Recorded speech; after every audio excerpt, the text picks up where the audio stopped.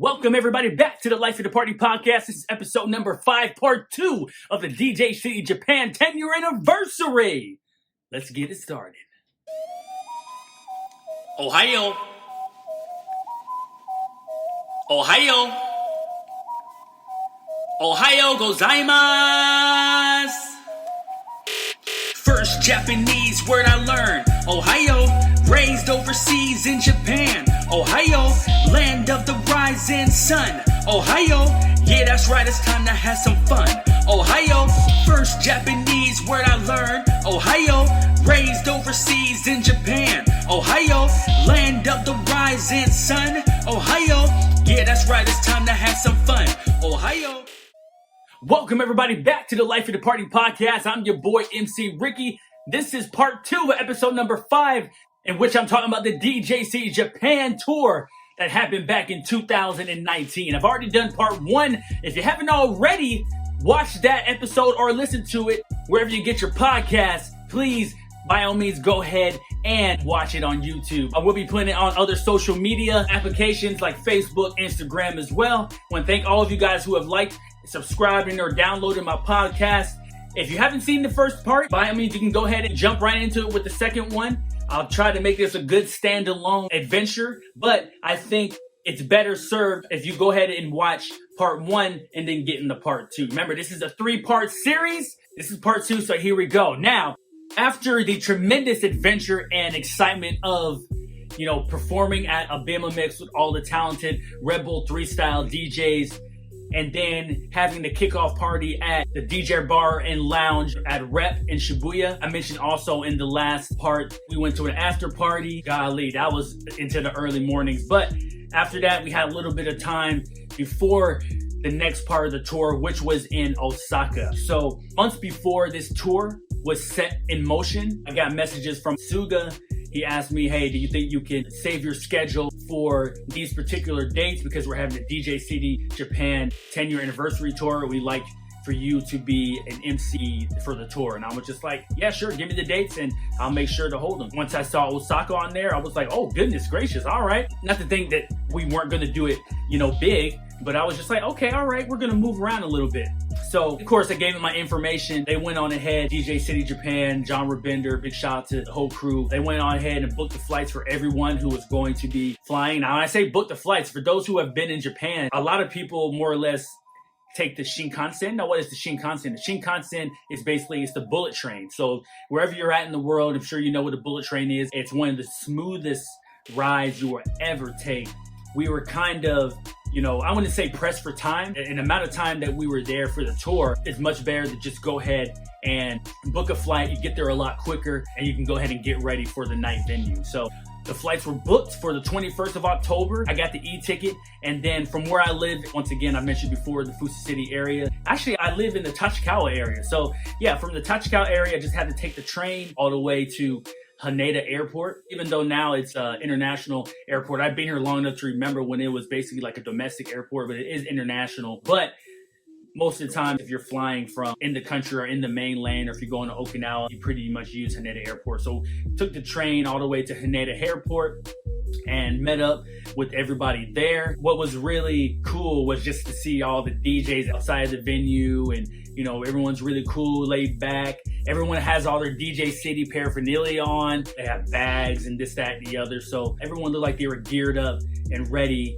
for this event. So Osaka is one of the largest cities in Japan. So you got Tokyo, you got Osaka, and I think Kyoto.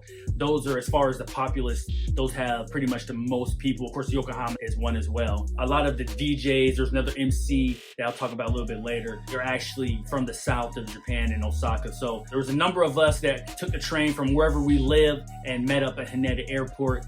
And then from there, it was just, all right, let's go ahead and get this show on the road. This is where I had an opportunity, even though I'd seen this particular DJ from time to time coming to venues. Most of the time, I would see him at Nishiya's with A-Life, and we would just kind of just chalk it up. Everyone calls him Oni, but his DJ name is Dope Onigiri. I mentioned him in the previous part where he wasn't a part of the Abema Mix. The Abema Mix special was for all the Red Bull 3 style Japan champions.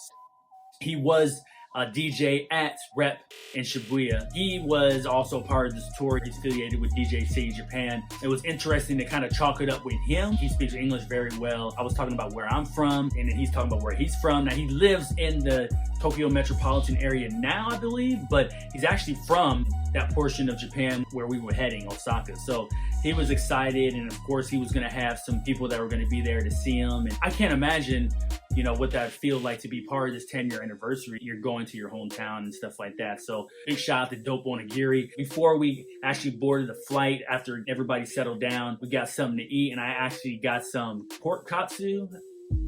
Katsu is pork. Anyway, had that at the airport, putting a picture up here. You can see what kind of looked like. Very tasty, very, very good. And me and Only were just kind of sitting there, and we were talking, like I said, once again. He was talking about how he got involved with DJ City Japan, and basically I believe at his school or the university that he went to, he won a competition that was either sponsored or affiliated with Red Bull as part of kind of the Red Bull 3 style. So they had something that was unique to that school, and he actually won that competition. And then from that point on, he's been DJing, and he's been associated with John Rabinder and DJ City Japan. So big shout out to Oni once again. Keep doing your thing, man. I'll see you on the Beamer Mix. I'll be out there once everything kind of calms down, but you keep on doing your thing, man. So anyway, we got on the flight, and of course we got all the managers there. We had the photographers. There's going to be people that we're going to be meeting there as well. It's a really quick flight. It's less than 2 hours away. I want to say it's a little over an hour flight. So it's just literally snap of the fingers and you're there. So of course we touched down, we grabbed our gear and everything. We got some people from Osaka that met us there. I took a picture of the Osaka airport. The third time that I was able to go to Osaka. One time I went for vacation. That was really fun with Universal Studios. Had some really, really nice food. The first time I went to Osaka, I went with my promotion group, SBE, and we threw a party. Golly, at one of the venues, all right? I'm just going to say one of the venues. So that was really fun. You know, we stayed there for about a day. Really quick turnaround. We go down there. You know, we're not looking to, you know, do anything more than just having some fun, eating some good food, throwing a party, and then shoot right back up. That first time I went, we actually drove. We had a van, and we drove a van all the way down there and drove all the way up. So if you're driving, it takes about 12, 13, 14 hours. So you can see why you either want to take the Shinkansen or take a flight. I'd much rather take a flight. A little more expensive, but hey, it get there quick, fast, and easy. And it gave us time once we got to the rooms to kind of just, you know, chill out, because once we got to the airport, the amount of time that we had before we had to do sound check and whatnot, it wasn't that much time. But if you didn't know anything about Osaka, I'll give you just a little bit of information about Osaka. It's in the south of Japan, large, populous city. Like I mentioned before, I believe one of the 3 largest cities in Japan. It's known for kind of its street hearty food. There's 2 different types of food that whenever I think about Osaka, I think a lot of people, you know what I'm about to say. If you ever been to Osaka, you have the takoyaki. I have a picture of that up here. And then you have the okonomiyaki. Oh my gosh, I just totally destroyed that. Destroyed it. Oh my gosh, okay. I'm not even gonna try. Oh man, how can I be in Japan all this time and I can't even pronounce it? All right, so I'm going to say it correctly, edit it, and then throw it in here, all right? Okonomiyaki. I believe that's how you say it. Anyway, those are kind of the 2 street hearty foods that are kind of synonymous with Osaka. Of course, there's some other things as well. And of course, the nightlife. So a lot of people talk about the nightlife. And like I mentioned before, there's things like Universal Studios Japan is down in Osaka. You also have the Osaka Castle.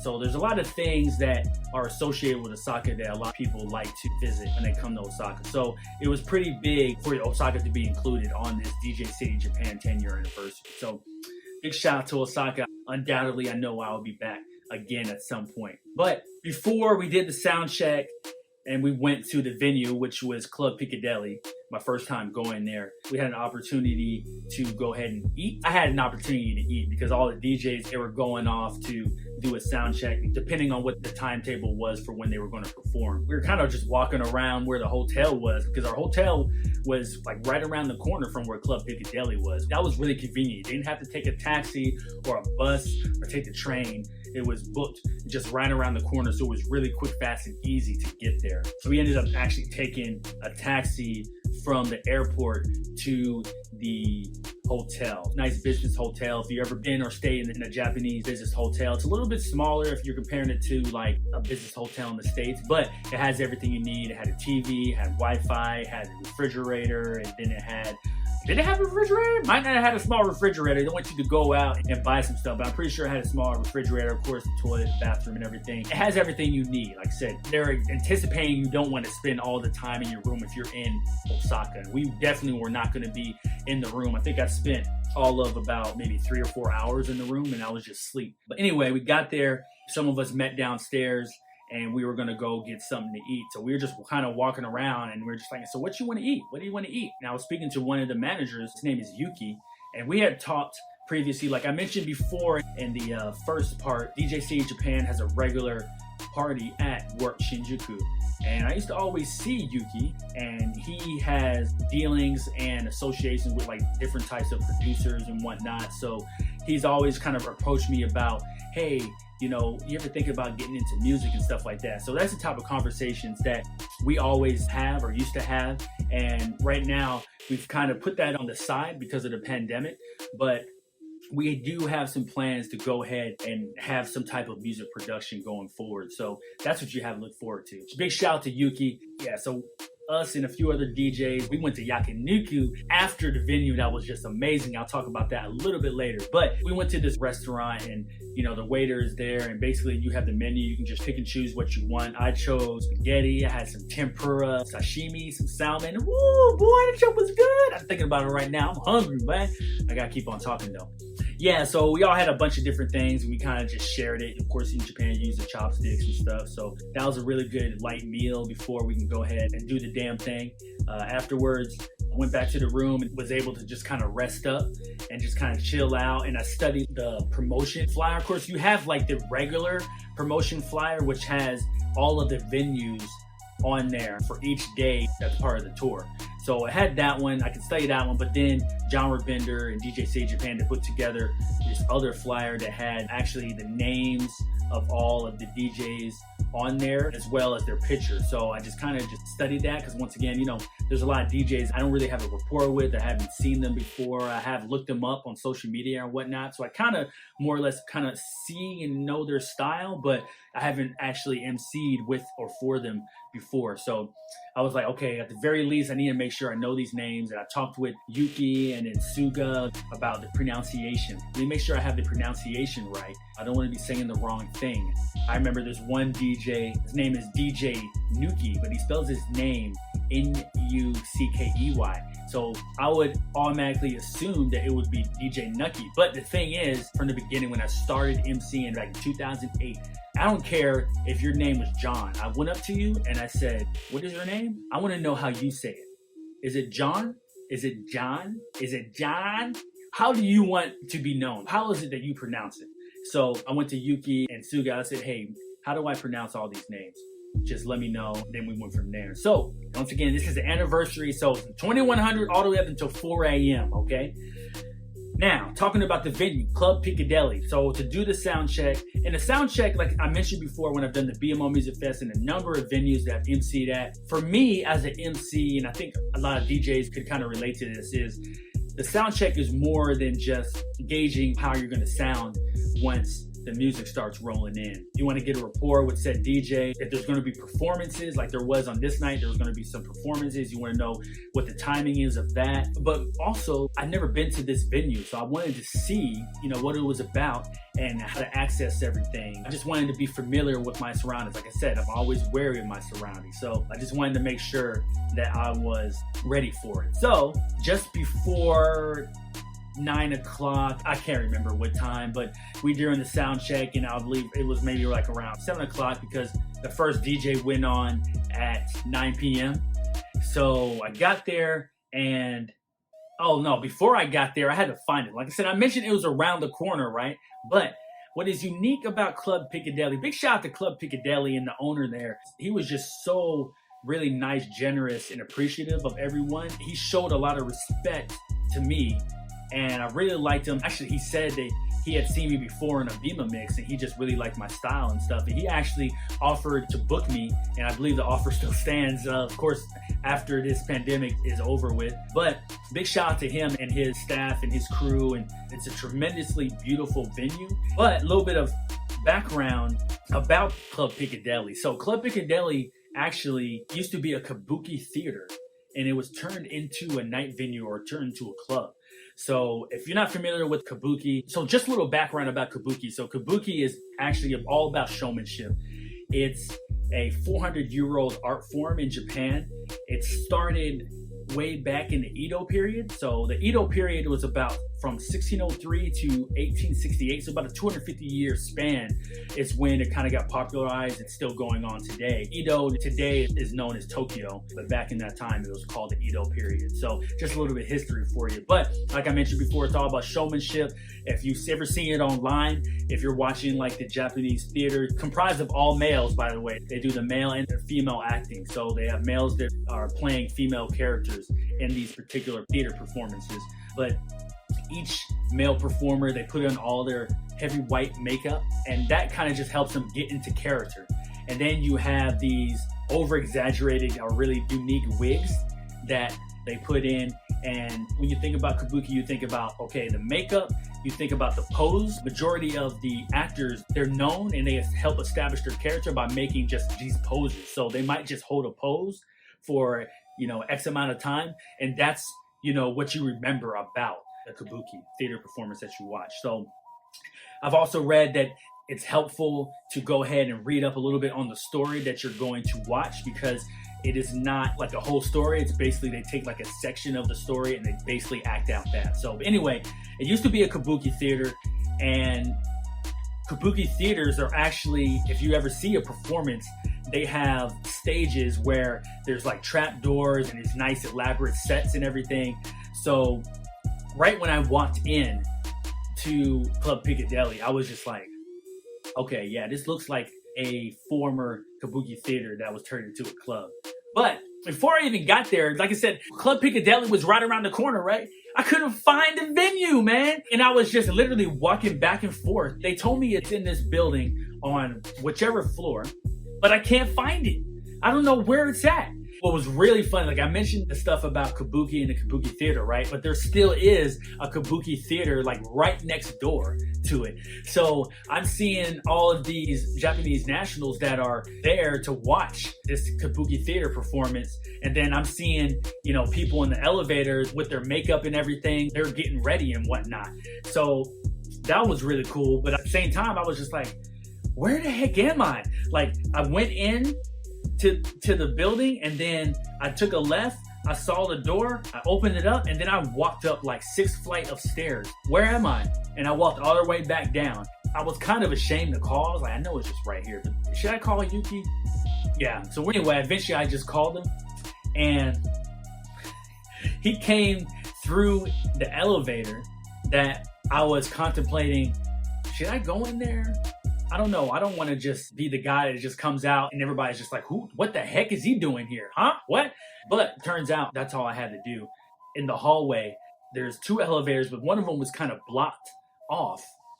And I wasn't sure if that was the one that I had to use, but that was the one I had to use. So I guess kind of a miscommunication. But anyway, Yuki came out, he got me, we went upstairs. Once I got into Club Piccadilly, I was absolutely blown away from how it looked. I had been dressed up by Choji and his John Rabinder and DJ City Japan crew. So as I walked around the venue, there was DJ City Japan stickers on the floor, John Rabinder stickers on the floor, on the walls, on the tables. There was all types of decorations that was set up. And then I was just like, wow, oh my goodness. All right. And that's what, him and his team did whilst, the DJs and all of us were kind of getting ready to set up and get ready for the venue. But you kind of come in off on one side of Club Piccadilly and you walk in, and they have a stage there. It's elevated off of the main floor.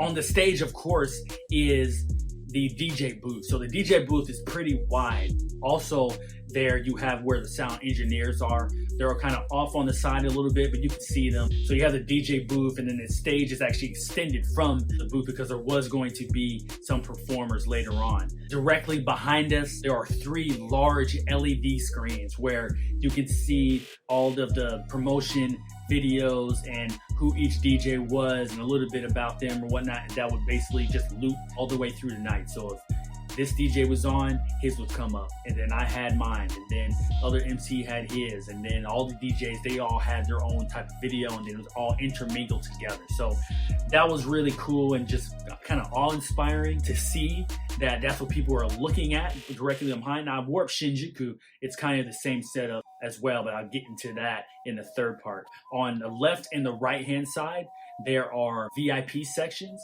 that are really nice, and they're sectioned off. So you can go ahead, and if you reserve VIP, you can go ahead and have bottle service and whatnot. We had the left side of Club Piccadilly, and what I mentioned before at Rep in Shibuya, where, you know, we had a lot of Ciroc on deck, that was nothing compared to what was on deck for this night. I mean, it just kept on coming. Yeah, so we had control. He had control of the left side of the club. That was all DJ City Japan. On the right-hand side, that's where you had the customers, and the customers would go there, and I saw a few people that kind of reserved VIP later on for the night. Down on the floor, there's a bar there, and it's really nice. They had a lot of gold champagne bottles. They were lined up on the top part of the bar, and then you had a couple bartenders there. And then, you know, if you needed a drink, if you're on the floor, if you wanted to dance around and whatnot, you could go ahead and do that. Now, what was unique about this is that on the bar, it's not an island bar, but it almost felt like it. I don't think you could go behind it, but there were staircases inside the club going up to the second level of it. At the second level, you were actually level with the actual stage. So I can just imagine how this would look if this was still a Kabuki Theatre. You could be on the ground level, or you could be at the, I guess, the sea level. You could be at the level of where the performance was. So, you know, that's how I envision it anyway. But anyway, that was just more VIP, and there's another bar that was there. Off in the back, you had where the bathroom was, and they had this kind of area where you can kind of lounge around and kind of chill out. So there was a lot of DJs and fans, and there was also, you know, some younger fans that came out. Now, they left later on once it started getting late, like 12, 1 o'clock, but there were some aspiring DJs that were there, and they actually had like a small, kind of like a prop, a DJ prop, where it had some turntables or whatnot. You can kind of just take a picture there just to kind of get people into the mindset. The bathrooms are really nice. So when you came up the staircase, you passed by the bar, you went into the back from left to right, then you could go ahead and go into the bathroom. And then you saw more genre bender, DJ City Japan. If you didn't already know, now you know. So the venue was really nice, really beautiful. When I was there for the sound check, it was Useless, which was Yoshi Weiser and Yuki. Together, they formed this group, and basically they DJ back to back. So that was really cool, and I can see, oh wow, this is gonna look just absolutely amazing once the fog machine starts getting going and the lights come on. So the speaker setup was legit, of course. Why wouldn't it be? Being a former Kabuki Theater and being converted to this nice, beautiful venue that a lot of people frequent from time to time. Even those say it was a Monday night, but that didn't make any difference because all the people that showed up later on were fans of music, fans of DJs, fans of DJ City, fans of DJ City Japan. Very much appreciative. Shout out to all of, you know, some of the followers that I got after this particular night from the DJ City Japan tour. And they were just, you know, really appreciative. Like I mentioned, I can't use that word enough, so I'm gonna use it a lot during this podcast episode. But anyway, did the sound check, was comfortable. So now I was like, all right, let's go ahead and go back to the hotel and go ahead and get ready. So I'll go back to the hotel. Now I know how to get there. Thank goodness. Now I know how to get there, so there's no issue. It's like a 3-minute walk. You cross the street, and then, you know, you take the elevator up, and then you're there. So no getting lost. But anyway, I went ahead and I put my paraphernalia on. Once again, we had the DJ City Japan tour shirts on. There's 2 different versions of it. There's a black version, and then there's the white version. I chose the black version. Of course, right now I'm wearing the DJ City Japan 10-year anniversary tour hat On the other side, it says the 10th. I'm not going to take it off because I didn't get a haircut, so I don't want you to see my hair right now, even though it looks pretty neat. It looks pretty cool. And then I'm wearing some merch, some of the merch that I got from Genre Vendor as part of DJ City Japan later on when I did the Abima mix. So once again, big shout out to Genre Vendor. I'm wearing some merch from them. But got there and the lineup. So let me tell you what the lineup was. All right, so I'm gonna go ahead and read because there's a lot. All right, so you had DJ Akko. All right, you had DJ Ben K. You had DJ B Ball. Mentioned him previously. He was at Abima Mix and he was also at Rep in Shibuya for the first part of the tour. He's actually from Osaka, so big for him. He's a producer. He came. He was there. He was actually the DJ with MC Tyson and Shuriken Pop. So they're the two performers that were performing at Club Piccadilly. You had DJ George, you had DJ Hatan, you had DJ Kento, you had DJ Minami, DJ Mitch, DJ S.U, DJ U.S.K, USK, you had DJ YB, Yoshi Weiser, you had DJ Yuri, you had DJ Forrest, you had DJ Dope Onigiri, or we call him Oni. And then the other MCs, you had MC Mogi. Big shout out to MC Mogi, man. He was really cool. We chopped it up a little bit, took some pictures. He does his thing down in Osaka. He's been doing it for a long time and he knows what he's doing, and it's really cool to meet another MC. And I felt like we were kind of on the same level. So big shout out to him. And then you had myself, MC Ricky. There was another MC there as well. Yeah, so that was pretty much the lineup. Like I said, a lot of DJs associated with this Osaka show that started at 2100 and went all the way up until 4 a.m. So basically, there were a couple DJs that had an hour set. DJ Dope Onigiri and YB, they had an hour set. But then every DJ after that had a 30-minute set. So it was like quick, fast. They did their thing and then they were out of there. But just seeing the lights off in that venue and then seeing the people as they started to come in was just tremendous. It was fun. It was nice to engage with everyone. I emceed for the most part up on the stage. I have to say that it truly was a celebration. Talking with Choji, and he said, just have fun. Of course, he always tells me, make sure you do your job, of course, but go ahead and have fun. It's a celebration. That's what we're here for. That's what everybody's here to see all the DJs and then see you help add what you can to the environment and the atmosphere. So that's all I tried to do.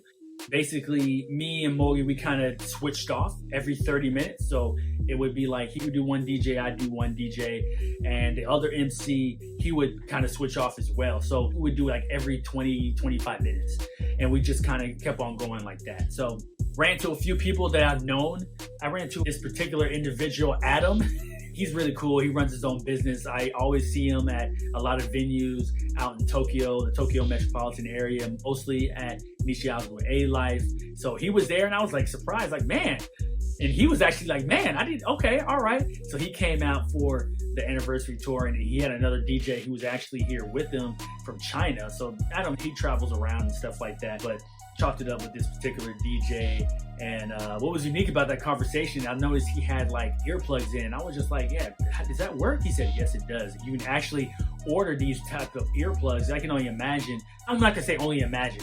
I know what it is like to just be in a night venue for 3-4 days a week where you're just listening to all this music over and over and just pounding your eardrums or whatnot. So I've seen a number of DJs that actually have these types of plugs where they're actually custom made for your ears, so they fit right in and you can actually just speak to people like it's nothing. It blocks out all that ambient sound. No doubt when I get back into it, I'll probably be looking for a way to get some of those for myself, because I think that's a really good investment we all want to be able to hear into our old age.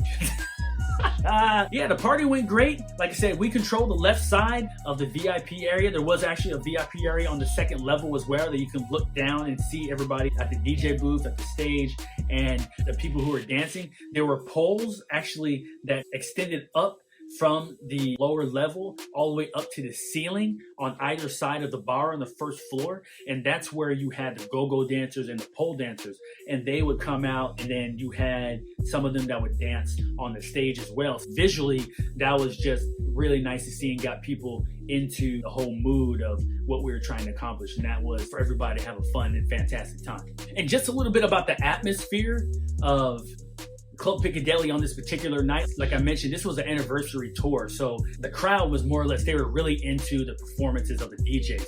A lot of kind of looking up, oh wow, man, this DJ is here, that DJ is here. Oh, I like how he spins. This genre that he's playing right now, I like how he transitioned to this, or he transitioned to that. You know, he did this type of technique. So a lot of the people in the crowd were educated on the styles of said DJs, and they really took to their performance. Yeah, so needless to say, it was a really good night. Now the Ciroc, there's a particular type of Ciroc that I do like. This is basically the regular version of Ciroc, which is good as well. But what tipped the scales in my favor, and I think a lot of our favors, is that they had this particular type of Red Bull, the tropical version, the one in the yellow can. And I absolutely love that version. Undoubtedly, this was chosen because, of course, you know, a lot of these DJs were associated with the Red Bull 3 style. If they haven't won it before, they have participated in it and gotten pretty far. So, of course, what tastes really good with Ciroc? Red Bull. We were, you know, kind of up on that for a good part of the night.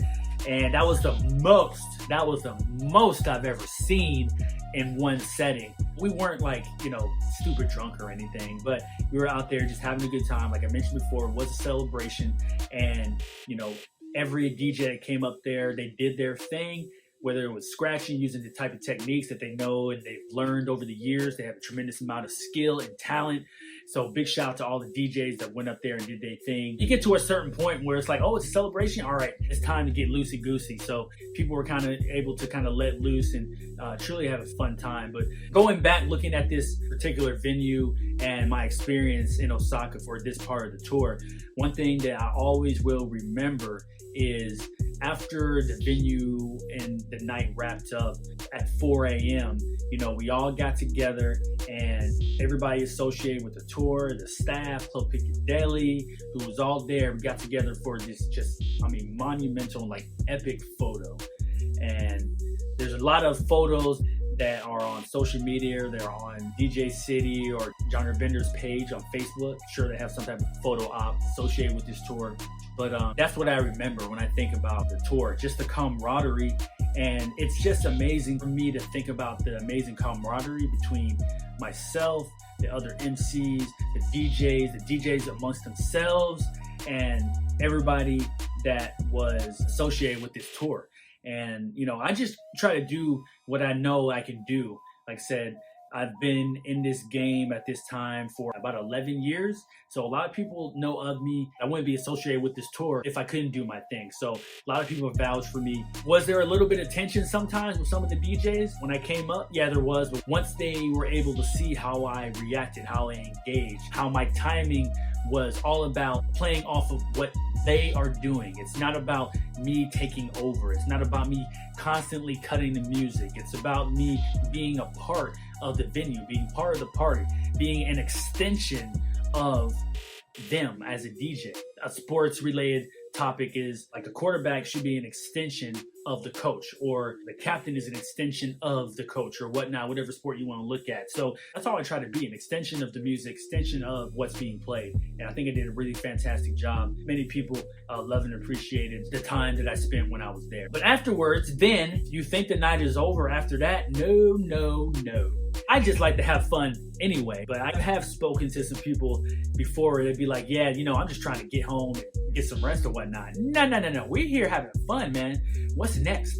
So what was next is Yakiniku. Yakiniku, yeah! Man, have you ever had Yakiniku before? If you haven't, you are missing out, man. Missing out, ladies and gentlemen. Yakiniku, basically, it's grilled beef or pork or grilled vegetables, not on a skillet, on griddles or on a grill. And it's like small portions that you go ahead and grill. You can either use an electric or gas grill, or even they're used over like wooden charcoals. Either way, whether it's, you know, charcoals or gas, it is extremely tasty and succulent and just good. Of course, depending on the type of meat that you get. But we went to this particular Yakiniku restaurant after the venue went on ahead and wrapped up. And this is all the DJs. All of the DJs, pretty much. I didn't say how many. I mentioned all the names, but golly, how many DJs were actually there. So, all right, I'm counting 1, 2, 3, 4, 5, 6, 7, 8, 9, 10, 11, 12, 13, 14, 15. 15 DJs. Then we also had some performances at Club Piccadilly as well. Yeah, so 15 DJs, a couple artists, and then we had 3 MCs and 2 MCs that were actually on the flyer, me and Mogi. So that was really cool. But yeah, we went to Yakiniku. Oh, man. And by this time, mind you, there's Red Bull and there's vodka, just in a lot of our tummies. But just the amount of fun that continued on was just great. I remember, and I got a video of this, of Choji just thanking everybody from the bottom of his heart, and we did like a kanpai. So yeah, we're still drinking. This is like 5 in the morning, and you know, everyone has their nama beer, your oolong hai, or whatever you got. Some people weren't drinking. I'm not saying everybody was, but everyone was there. If you didn't eat, it's fine, but everybody kind of showed up and just showed some respect, because you know, not everybody was going to be a part of the wrap up in Tokyo. So yeah, we were there, and I got some really good photos that I'll treasure and will continue to love to the end of my days. Big shout out to everybody. I can't say that enough. Just the opportunity that this, you know, gave me helped to, you know, not to say that I wasn't already solidified as an MC, but I was more or less always known as being part of the promotion group. Once I kind of started to venture out and do things away from my promotion group, big shout out to my promotion group, big shout out to Maki. Even though he was always pushing me to be with the group, he also gave me a lot of encouragement and a lot of good advice to get out there on my own and to do what I can do to progress and to move on up. So can't thank him enough, along with others, but you'll be hearing his name come up in a number of other episodes as I continue upon this episodic journey of the Life of the Party podcast. After the Yakiniku, there's only so much that I could take of food and, you know, just the beer that we were drinking, okay? Because like I said, it's past like 5 o'clock in the morning, and our flight is leaving at 3:30 p.m. I'm being generous when I say 5 a.m. I want to say it was around 6 or so, and we're still in there, and I'm just like, okay, I need to get some rest. I need to get some sleep, because I'm starting to get real tired, and there's some people sleeping in there. And then I looked around, and then they were contemplating on going to another spot after that. I was like, all right, peace, deuces, I'm out. I got to go back to the room. Let me go ahead and enjoy the room for a little bit. Let me at least sleep a little bit. Golly. Yeah, we wrapped up, and I thanked everyone, all the other DJs. I wasn't going to see them unless they came up to Tokyo or if I go back to Osaka. So I said, you know, one last goodbye, and then I went back to the room, and then I knocked out, and that was pretty much it. You know, we all met up downstairs a little bit later, got something small to eat before we went out to catch the taxi to the airport. We got to Osaka airport, real quick flight, like I mentioned again. You can only imagine why we'd be a little more quiet after getting a minimal amount of sleep. Everybody was cool and good spirits and ready to gear up for the finale of the DJC Japan 10-year anniversary, which is going to be at Warp Shinjuku on November 3rd. And that was just going to be, I mean, I couldn't wait for that. So I'll talk about that in the part 3 finale of my 3-part series of episode 5. I have other episodes that I have recorded that I'm editing right now, so just kind of bear with me. But I want to thank you guys once again for liking and or subscribing to my podcast, Life of the Party Podcast with MC Ricky. Wherever you get your podcast, all you have to do is just search MC Ricky and you should see it pop up. My YouTube channel is Ricky Ricardo, so you can put in Ricky Ricardo. Actually, just put in MC Ricky and you'll see my videos pop up there as well. That's pretty much it for part 2 of the DJC Japan 10-year anniversary tour. I want to thank you guys for listening up, but you know what I'm about to say, all right? Otsukai sama deshita. I'll see you guys in the future. Ohayo. Ohayo. Ohayo gozaimasu.